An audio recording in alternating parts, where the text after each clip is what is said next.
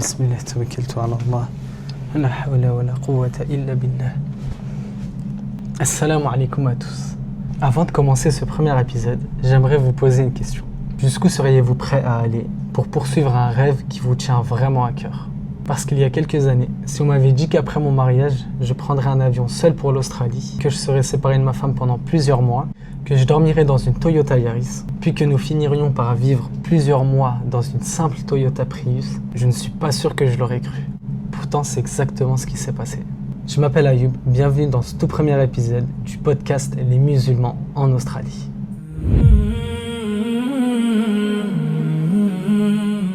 L'objectif de ce podcast est simple. Partir à la rencontre des musulmans francophones ici en Australie et raconter leur histoire. Parce qu'avant de venir ici, on cherchait constamment des témoignages. On voulait comprendre à quoi ressemblait réellement la vie en Australie, pas seulement les beaux paysages et les réseaux sociaux. Dans les prochains épisodes, on rencontrera des invités au parcours très différents. Mais avant de raconter leur histoire, il fallait qu'on raconte la nôtre. Comment un jeune couple fraîchement marié s'est retrouvé à l'autre bout du monde, pourquoi nous avons quitté la France, ce qui nous a poussé à partir, les erreurs que nous avons pu faire, les moments où nous avons douté et comment on a pu atterrir ici dans un studio. Alors installez-vous confortablement parce que cette histoire commence bien avant l'Australie.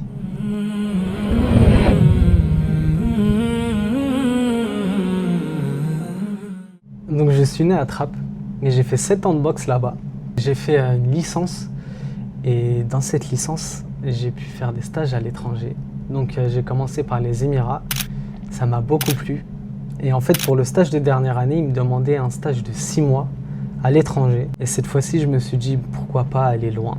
Il y avait mon frère qui était en Australie, Mohamed d'ailleurs, prochain invité normalement de ce podcast. Et grâce à lui, je me suis dit pourquoi pas me lancer. Je lui ai demandé de me chercher des contacts. Il a réussi à me trouver une entreprise, la Crêperie Eiffel, dirigée par Mehdi. Et de fil en aiguille, il m'a accepté pour être son stagiaire.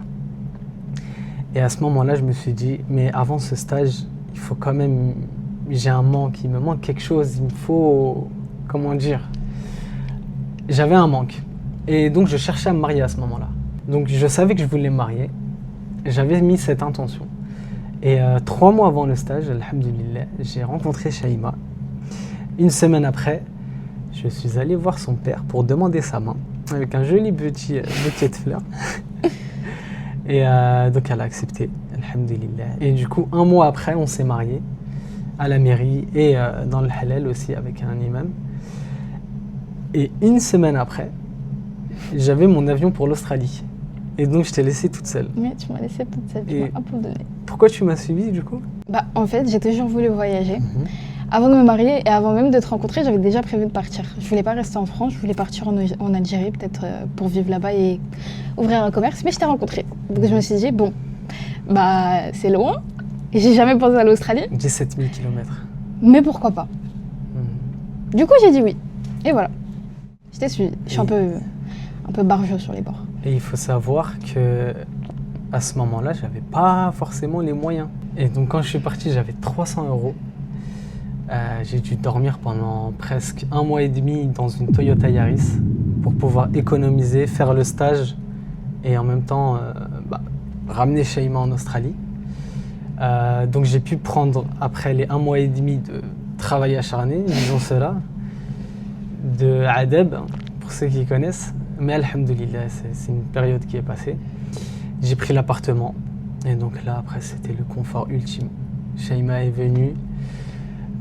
On a vraiment commencé à se connaître à partir de ce moment-là. On a vécu ensemble pour la première fois en Australie. C'est ça. Et du coup, pendant 3 mois, j'ai économisé, on a travaillé, on a appris bien à se connaître. On a fait des sorties. Ouais, elle a fait Uber en vélo. Plus jamais. Et à partir de ce moment-là, mes parents voulaient voyager. Ils se sont dit pourquoi pas. Ils sont venus jusqu'en Australie. Ouais. Et on a fait un grand road trip donc de Sydney jusqu'à Cairns, en gros toute la côte est, puis l'Indonésie. Il n'a pas précisé qu'on était à 10. Tous les enfants, ma belle-sœur, son frère et mes beaux-parents. Et au début, l'Australie, c'était un peu compliqué quand même. Niveau halal, les puces, on était un peu perdus. Le visa aussi. Et du coup, qu'est-ce que tu pourrais donner comme conseil aux gens qui viennent? Renseignez-vous sur tout ce dont vous avez besoin en Australie, que ce soit les SIM qui sont assez corrects niveau prix et niveau connexion, que ce soit pour le halal, que ce soit pour les contacts, pour le travail. Comment ça marche pour avoir un appart, comment ça marche pour trouver un travail, comment ça marche pour trouver du halal, juste ça. Parce que, ok, il y a le halal, on a fait plein de vidéos par rapport à ça, mais... Allez checker Nomad's Life, ici. On a fait plein de vidéos par rapport à ça, mais il n'y a pas que du certifié halal qui est halal, plein de choses comme ça. Il n'y a pas que Optus ou Vodafone qui existent. Il y a plein de trucs qui sont plus simples en fait à vivre et qui font que l'Australie elle devient encore moins chère que ce qu'on pense. Voilà. Et qu'est-ce que je pourrais vous conseiller aussi sur l'Australie? Et quand bien même vous aimez pas, ça va rester comme une expérience de vie. Donc n'hésitez pas, ça sert à rien d'hésiter. Vous allez pas aimer, tant pis, vous retournez en France et puis c'est tout. C'est pas grave. C'est une expérience à ne pas rater, vraiment. Vraiment pas. Pas parce mais que... chacun son expérience. Oui, pas parce que c'est positif, mais juste parce que ça te fait grandir. Surtout que nous on est partis super jeunes. On habitait nous deux chez nos parents. On s'est mariés, on s'est retrouvés à vrai. loin. On est bien sortis de notre cocon et pourtant c'est pas si mal. Et c'est pas parce qu'on est en Australie, je pense que ça aurait été pareil en Indonésie ou ailleurs. Mais ça fait, l'Australie, ça fait grandir. Mais ça facilite aussi. Parce qu'on peut, en fait, si on cherche vraiment à travailler... Oui, tu finis par trouver. Ouais, tu te fais de l'argent. Alors qu'en France, c'est beaucoup plus compliqué. C'est surtout, t'es payé au mois, t'as un salaire fixe, rarement des heures sup. Et c'est compliqué. Alors qu'ici, t'es payé à la semaine, t'as beaucoup d'heures sup. Il faut savoir que Ayoub, quand il est parti quelques mois avant moi. Moi, je suis restée parce que je devais finir mes études. Ça veut dire que je devais passer mes examens. Donc, il était loin, je devais réviser, je devais passer mes examens. Et le jour où j'ai passé mon dernier examen, j'ai fini mes examens à 14h et je suis partie prendre mon avion à 21h. C'était express. Express. J'ai pris le billet d'avion 2 heures après. Et j'étais tellement pressée que j'avais fait ma valise un mois avant. Mon père, il me disait, mais tu sais que c'est dans un mois, genre calme-toi. Il croyait que je voulais me barrer. Pas du tout, c'est juste que j'étais trop pressée. C'était compliqué à distance. Hein. Parce qu'on venait de se marier. Je me rappelle que je passais mes journées, en gros j'avais souvent cours le matin et pas l'après-midi. Je passais mes journées, enfin toute la matinée au téléphone. Lui, du coup, quand c'était la journée, c'était la nuit pour lui. Du coup, il n'y avait personne. Après moi, je rentrais de l'école, je dormais. Et au final, c'était la journée pour lui. Ça veut dire qu'on se rappelait. C'était très décalé. Après, moi je trouve que ça passait vite. Hein. Oui, c'est passé vite. vite. Mais ce qui m'a frustré le plus, toi c'est quoi qui t'a frustré le plus? Il n'y a rien qui t'a frustré, on n'a rien à cirer de moi. À part toi, qui n'étais pas là. Oui, mais justement, qu'est-ce qui t'a frustré le plus à distance, le fait que on venait de se marier et... Bah que je te vois pas, genre, c'est tout. Que t'es pas avec moi, ouais. Moi, ce qui m'a grave frustré, c'est que je voyais genre qu'il lui faisait des trucs. Pas en mode moi, je faisais rien, mais il faisait des nouvelles choses, il découvrait des trucs ici. Et moi, j'étais en France, je voulais découvrir aussi avec lui, j'étais trop frustrée. Je le voyais voir des raies, faire des grandes randonnées. Je l'ai vu à Blue Mountain, c'était trop beau. Moi, là, c'était la nuit en France, j'étais en train de... Ah Mais j'étais contente, mais j'étais frustrée. Ah ben, je comprends. Non, ici, c'est un très beau pays, avec des très beaux paysages, des très beaux animaux. Subhanallah. Ouais, c'est vrai qu'il y a une biodiversité incroyable ici. Température assez agréable. En été, un peu commence à cailler, là. Très chaud. C'est très Et froid. là, ouais, il commence à faire frais. Ça va. On descend autour de 7 degrés durant la nuit, mais la journée, on est autour de 20 degrés, soleil plein. Mais je pense qu'on s'est habitué en fait à la chaleur. C'est pour ça que là on trouve qu'il fait super froid alors qu'il fait 10 degrés. Genre c'est 10 degrés en France, ça va. Et juste après que je l'ai rejoint, on est resté 3 mois environ en Australie, dans un appart, tout cocooning, nouveau marié, etc. Ses parents sont venus, on a fait un énorme road trip. Alhamdoulilah, après on est parti en Indonésie. Et après ça, on est re-rentré en mois d'août, on est re-rentré en France. Ouais, j'avais mon oral de stage. Mes sœurs, elles allaient accoucher. Ouais, mes sœurs ont accouché. Enfin, une sœur sur 2, elle a accouché. Et du coup, c'est pour ça qu'on a allongé notre départ. Ouais.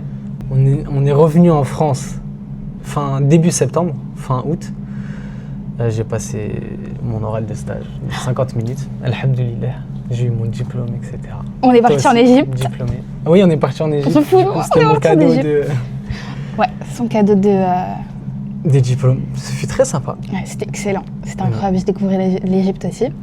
Et puis on est revenu en Australie, et cette fois-ci on n'est pas revenu en mode cocooning, chill, etc. On est revenu en mode backpacker. Ouais, là on était prêts. En France, on a acheté chaque chose pour pouvoir dormir en voiture. Ouais, c'est incroyable. On est parti, dites-vous, on est parti avec 4 valises, enfin 4 bagages, pardon, énormes, parce qu'on a pris China Southern Airlines. Et du coup, on avait 4 bagages. 2 bagages chacun, bagages en soute, etc.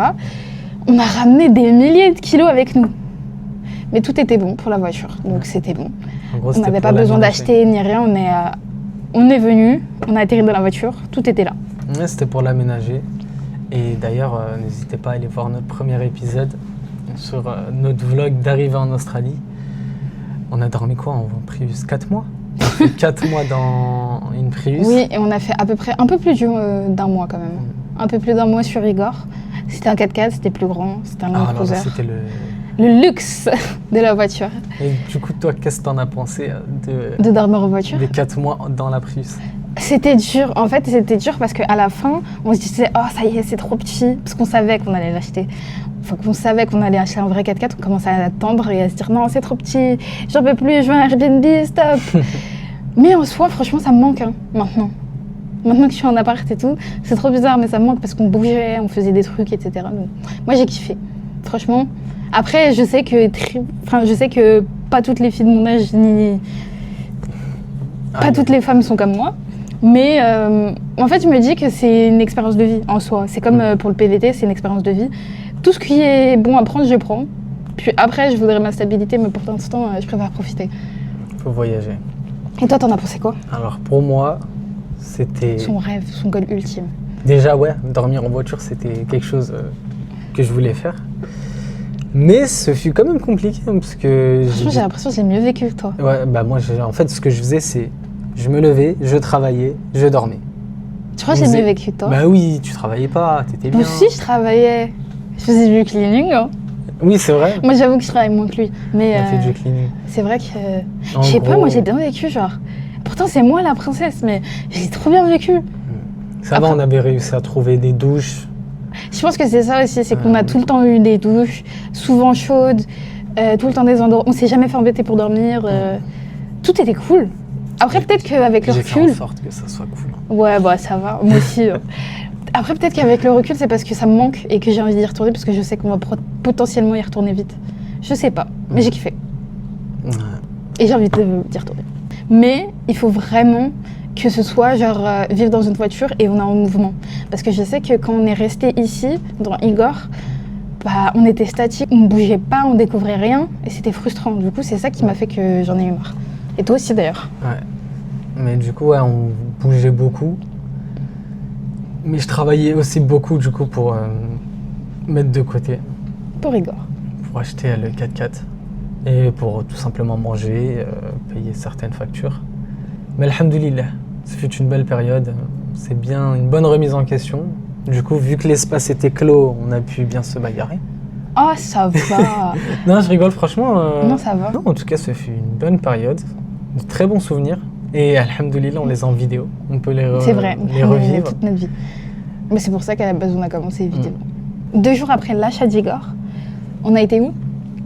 On a été à Young. Enfer. La pire expérience de notre vie. Ouais, la pire expérience de travail de notre vie. De travail, entière. parce que l'expérience là-bas, quand même, elle était incroyable. On était dans une moussalla avec un imam d'ailleurs que j'ai hâte d'aller revoir. Et il nous a très bien accueillis. Vraiment, mais même tous. Tous. On a ils nous très ont bien super été bien accueillis. accueillis. Ils nous ramenaient des œufs.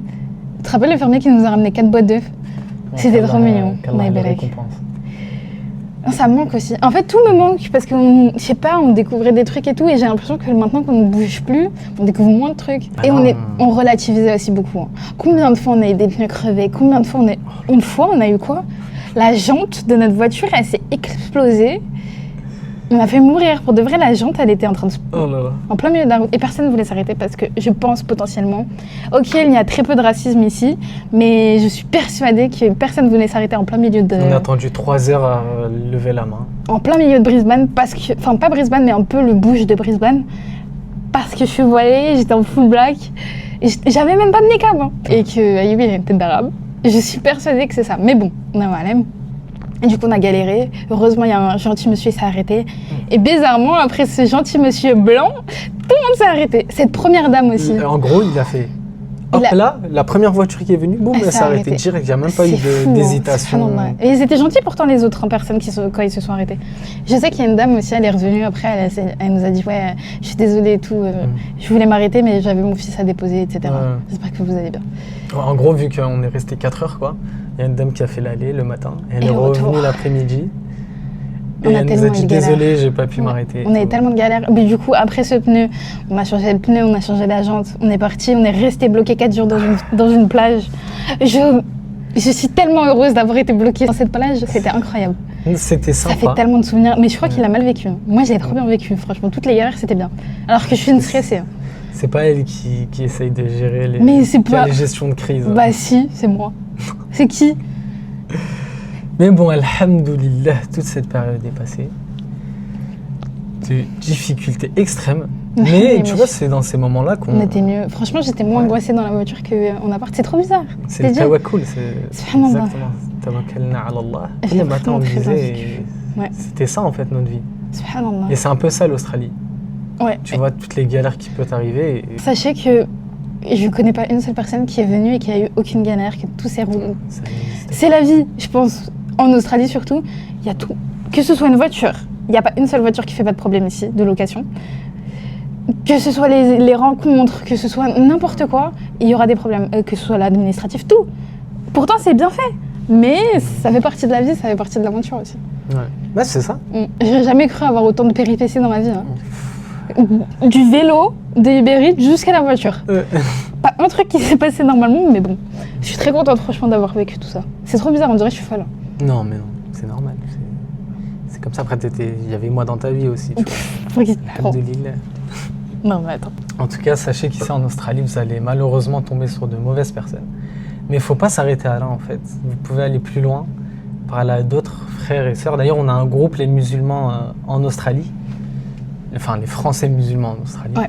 Il y a pour femmes et hommes. Femmes, hommes pour toutes les villes d'Australie, alhamdoulilah. D'ailleurs, Mohamed, l'admin de ce groupe que j'embrasse, vous arrêtez pas à ça parce que vraiment, si vous continuez à chercher, vous allez tomber sur les bonnes personnes qui vont faire que vous allez trouver le job que vous allez avoir, Inch'Allah, ou une location de voiture que vous voudrez faire. Et alhamdoulilah, là, tous les samedis avec des frères, on se rejoint. Et on est à peu près 8, 10 et on fait des beaux rappels, vraiment qui touchent directement le cœur. Et franchement, alhamdoulilah, c'est presque les meilleures rencontres de ma vie que j'ai fait ici en Australie. Si on n'avait pas continué à chercher les bonnes personnes, on ne serait pas tombé sur eux. Ça. Et pourquoi on aurait pu ne pas chercher d'autres personnes? En gros, nous, on vous explique un peu. Malheureusement, on a fait de mauvaises rencontres. On a fait de très mauvaises rencontres. En gros, on a loué notre appartement. Quand on est parti en road trip. Ouais. En fait, on voulait pas le quitter, mais on devait quand même rentable parce que c'est quand même $350. Non, c'était $450 par semaine. Et on l'a sous-loué, quoi. Ouais. Donc on a mis dans le groupe des musulmans qui veut louer l'appartement et malheureusement, nous sommes tombés sur des mauvais locataires. Ah mon Dieu. Très mauvais locataires qui ont voulu se battre. Se poignarder. Sachez que les personnes à qui on a loué, ils nous ont rendu l'appartement dans un état déplorable. Je vais le dire à tout le monde, mais ils ont utilisé nos tapis de prière que Ayoub avait trop mignonnement achetés. Ils étaient bien accordés. Ils étaient si beaux. Ils les ont utilisés comme tapis de salle de bain. C'était des éponges.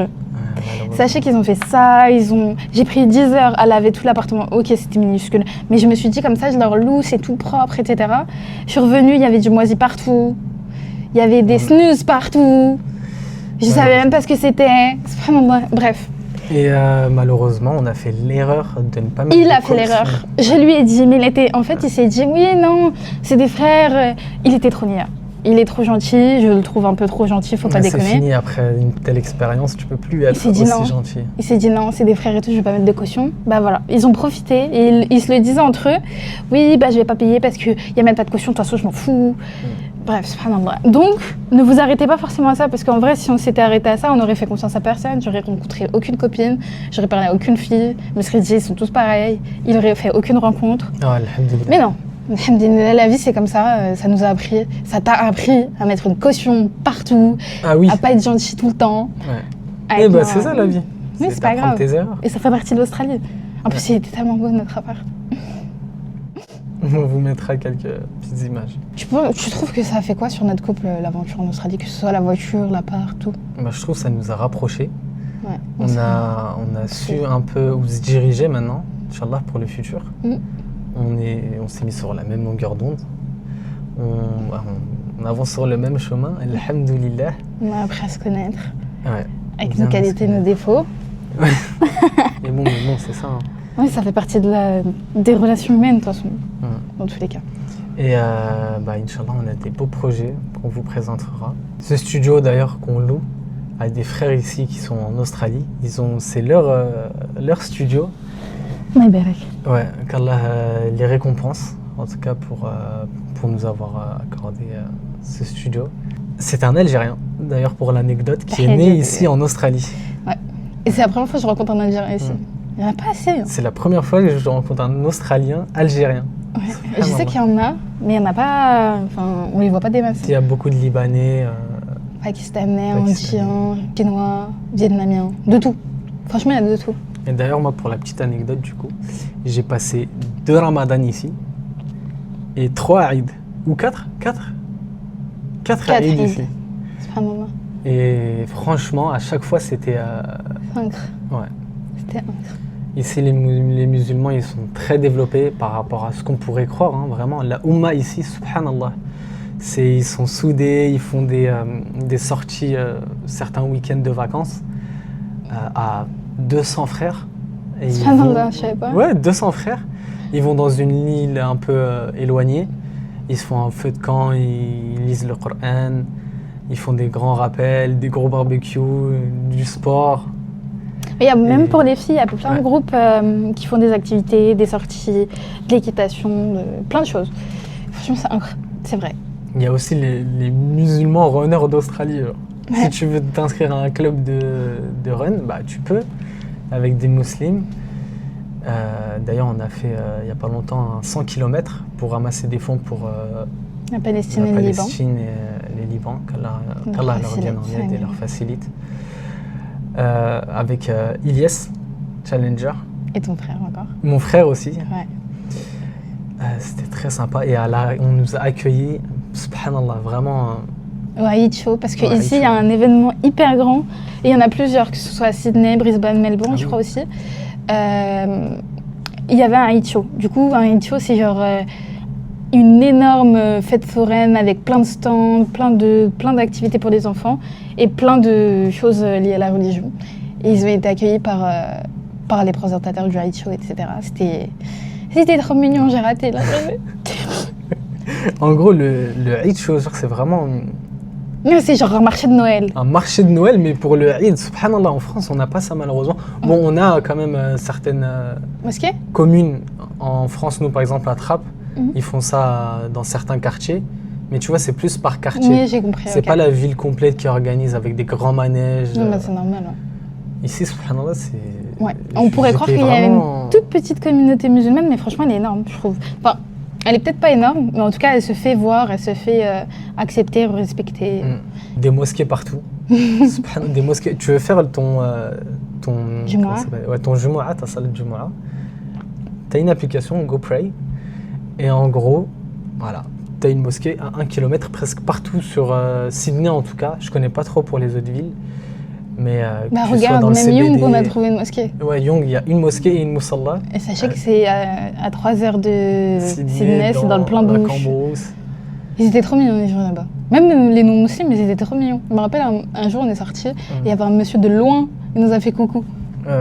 D'ailleurs, s'il te plaît, viens, on parle bien de ça, parce que je crois qu'on n'a pas assez parlé de Le ça. Ramadan? Acceptation des gens? Des courgettes. Oh, On en a pas assez parlé, je crois. non. On est resté 2 semaines. Sachez que c'était les 2 pires semaines de notre vie niveau travail. C'était si dur. On se réveillait à 4h du mat. On se réveillait, c'est théorique. On se réveillait à 4h du mat. On finissait vers 14h. Alors normalement c'est 6 heures de travail, mais bon, on s'en fout. Il commençait à 6h30. Tu dois faire des lignes et des lignes et des lignes et des lignes pour remplir des buckets. On était très mal payés. Les patrons, ils étaient pas mauvais, hein, mais c'était pas carré. Et du coup, on n'a même pas eu de payslip. Mais bon, c'était très dur. Mais alhamdoulilah. C'est quoi l'épisode 10? Ouais, c'est l'épisode... non, Ou c'est celui qui l'épisode sort 9. 9? Ouais. 9 et 10 alors. 9 et 10 qui sont dans notre chaîne YouTube. Des petits vlogs de notre aventure. C'est très très dur. Oh là là. Ah, c'était... Moi, j'ai arrêté au bout de 2 jours. En plus, un jour, il y a un monsieur, il était méchant avec Elle moi. a vomi. Oui, le premier jour, j'ai vomi 3 Elle a fois. vomi 3 fois. Je suis partie dormir dans ma voiture. Dans les pommes. Et lui, C'était à quoi j'avais catastrophique. crevé. Moi, je restais parce que j'avais pas le choix, je devais faire de l'argent. Il est resté énormément de temps, alors que la plupart des gens qu'on connaît sont partis, ils ont duré une journée, 2 jours. Mais bon, on n'avait pas le choix, on s'est dit vas-y, et lui il voulait rester à tout prix parce qu'il disait non mais on est dans une mosquée, tout il y a le ramadan qui arrive. C'est pas parce qu'il y a le ramadan qui arrive que je vais faire ça, mon coco, on va mourir. Non, ouais. Malheureusement, en fait, ça aurait été bien si on aurait été bien payé pour le travail qu'on fait. Ouais, Sauf mais que- même si on était bien payé, je suis pas sûre Oui, qu'on mais pourrait faire. Je pense que si j'avais été bien payé, Physiquement, on aurait pu faire, tu penses? physiquement, j'aurais pas pu faire. Voilà. Vraiment. Mais j'aurais pu quand même. Mais si ça avait été bien payé, vraiment, taux horaire, pas taux de rendement que tu fais. Bah, on aurait pu rester plus longtemps, passer un bon ramadan. Mais bon, c'est pas grave. On l'a fini dans une autre ferme, du coup. On l'a fini dans une autre ferme, une ferme des chèvres. Et par contre, on passait nos soirées dans une mosquée à la Gold Coast. Oh là là. Mais j'étais tellement chaînée en plus au début. De notre vie, subhanallah. Ouais, inattendu. Mais franchement, toute cette période de voiture, elle était inattendue. Hein. En gros, on faisait nos journées de ferme dans une ferme à 1h30 de la Gold Coast. Et le soir, puisqu'il fallait bien casser notre jeûne et prier Tarawih ou juste chill. Du coup, on allait à la Gold Coast dans une mosquée que j'ai trouvée. J'étais tellement contente. Et il y avait... GoPray. Non, même pas. Si. Non, j'ai trouvé sur Google Maps celle-là. Ah ouais? Ouais, parce que j'ai vu les avis et tout, j'avais peur. Ok. On est parti. Ayoub s'est dit oh, mais il y a des ftours, viens, on reste. Sauf que moi, j'ai jamais mangé un ramadan seul avec des étrangers, à part avec ma famille. Je l'ai suivi. Sachez que le premier jour, j'ai tellement mal vécu. Les filles qui m'ont sur Snap, elles le savent. Je dis mais pourquoi je l'ai suivi? Il me dit de venir, je suis toute seule dans ma table. Bref, j'ai mangé seule. Mais entourée, mais seule, genre, parce que les gens, ils se rejoignaient entre eux. Mais qu'est-ce que c'était bon. Et qu'est-ce que c'était un petit moment de paix. Tu as vécu comment, toi? En gros, c'était des iftars Ouais. le soir dans la mosquée. Quasiment tous les soirs, en plus, à part C'est les ça. 10 derniers jours. Mais C'était, en gros, il y incroyable, avait subhanallah. coin homme, coin femme. Il y avait 200, même plus que 200 personnes 200 par presque catégorie. personnes tous les jours qui étaient nourries. Fisabilillah, Subhanallah. vraiment. Ouais, c'est 200 hommes, 200 femmes, je pense même. Ouais, c'était très très bon. Ouais, c'était excellent. Certains Vraiment. soirs, on avait même des spécialités d'autres pays. Sri Lankais, indiennes, Mhm. etc. Ouais. Mais C'était trop bon. Oh là là. c'était une très belle Incroyable. période de ma vie, alhamdoulilah. Malgré que la ferme, c'était très compliqué. Ah non, mais lui, c'était son moment de bonheur le soir. Moi, j'ai commencé, au début, j'étais pas bien parce que du coup, j'étais toute seule. Et en fait, j'ai commencé à kiffer parce que je me disais, c'est mon moment de repos, genre, il n'y a personne, je suis tranquille, je mange tranquille, je me repose. C'était une petite bulle, c'était bien. Franchement, c'était bien. C'était très sympa. Et même, on était trop bien accueillis. Ils n'ont pas besoin de te connaître ou autre pour te mettre bien. Déjà, de base, dans une mosquée, on te met bien quand on ne te connaît pas. Mhm. De base, on est censé te mettre bien. Mais alors là, on était trop bien accueillis. C'était tout le temps rempli. Alhamdulillah. Non, franchement, c'était un bon ramadan, j'avais peur, j'ai appréhendé de ouf, surtout qu'on était en voiture. Bon, je vous remercie d'être resté jusqu'à la fin. N'hésitez pas à vous abonner, liker, partager. Comme ça, on essaie de faire un maximum de vues pour qu'un maximum de musulmans, Inch'Allah, puissent profiter de ce podcast. Et prendre connaissance de tous nos petites astuces, etc. Et j'espère que ça vous a plu, comme il a dit Ayoub. Et j'espère que vous allez nous donner vos retours pour qu'on sache à quoi s'en tenir, qu'est-ce que vous avez besoin de savoir ou autre. On pourra voir si on peut prendre des invités, pas qu'une seule expérience. Donc voilà, ça vous aidera, j'espère, en tout cas. On verra, Inch'Allah. En tout cas, pour les prochains épisodes, ce sera des profils très divers, Inch'Allah. Des gens qui sont en Australie, qui habitent en Australie, qui vivent en Australie, ou comme des PVTistes qui viennent juste pour faire un peu d'argent et repartir, Inch'Allah. Donc, on espère que ça va vous plaire. ce podcast. D'ailleurs, c'est nouveau pour nous. Hein. Ouais, on n'a jamais fait ça. Donc, on est en train de filmer On avec nos tâtonne, 2 ouais. iPhones. On a hâte d'acheter une caméra. Même le décor et tout, on n'a pas l'habitude. Nous, c'est la bonne gaine de base. Ouais, de ouf. J'espère Alhamdulillah. que ça va rentrer bien en montage. Oui, je pense que oui. Il va d'être. Tu vas d'être ça. En tout cas, ce fut un plaisir et qu'Allah vous facilite et mette de la baraka dans vos vies. Allez, ciao. Salam alaikum.